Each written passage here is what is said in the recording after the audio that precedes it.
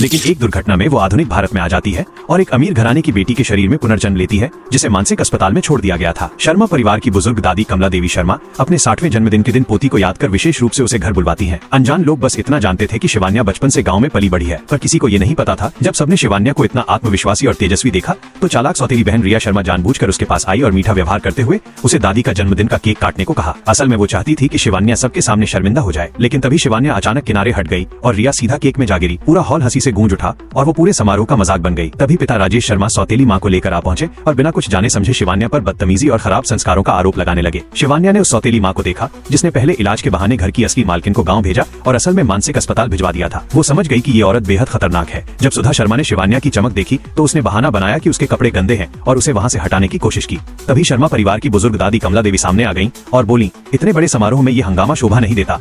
पिछले जन्म में शाही वैद्य रही शिवान्या ने एक नजर में देख लिया कि दादी के चेहरे का रंग और नब्ज बेहद खराब है। मृत्यु के संकेत साफ थे। उसने स्वयं आगे बढ़कर दादी की सुरक्षा नाड़ी देखने की अनुमति मांगी। अपने अनुभव से उसने जान लिया कि दादी का हृदय बहुत कमजोर हो चुका है और शायद 3 महीने से ज्यादा समय नहीं बचा। जब उसने ये बात दादी को बताई तो पिता गुस्से में आकर उससे तुरंत घुटनों पर गिरकर माफी मांगने को कहने लगे, लेकिन दादी ने हाथ उठाकर उन्हें रोक दिया। सौतेली बहन तमाशा देखने के लिए तैयार थी, पर हुआ उल्टा। दादी नाराज होने की बजाय हंस पड़ी और शिवान्या की चिकित्सा क्षमता की खुलेआम तारीफ की। दादी बोली, डॉक्टर कह रहे हैं कि मेरे दिल में स्टेंट लगाना पड़ेगा, लगता है अब देर नहीं करनी चाहिए। शिवान्या मन ही मन सोचने लगी, स्टेंट, यह क्या वस्तु है? इसके बाद दादी ने उसकी माँ की मृत्यु से पहले छोड़ी गई एक पारिवारिक पन्ना जड़ा लॉकेट शिवान्या को सौंप दिया। लेकिन जैसे ही सौतेली माँ और बहन ने वो लॉकेट देखा, उनके चेहरे उड़ गए।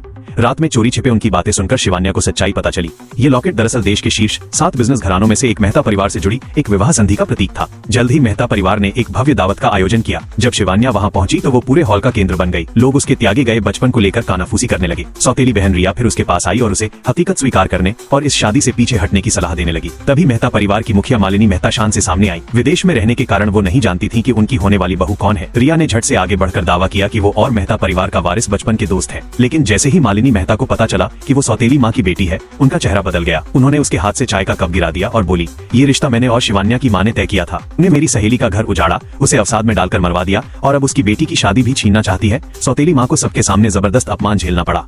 उसके सारे गुनाह उजागर हो गए। पिता भी स्तब्ध रह गए क्योंकि उन्हें इस विवाह की सच्चाई आज तक पता ही नहीं थी। इसके बाद मालिनी मेहता ने शिवान्या का हाथ थामकर सबके सामने घोषणा की, मेहता परिवार की बहू सिर्फ और सिर्फ शिवान्या शर्मा होगी। तभी देश का सबसे मशहूर और बिगड़ैल अमीर वारिस अद्विक मेहता शान से अंदर आया। शिवान्या ने एक नजर में पहचान लिया, ये वही युवराज था जिससे वो पिछले जन्म में पूरी जिंदगी प्रेम करती रही।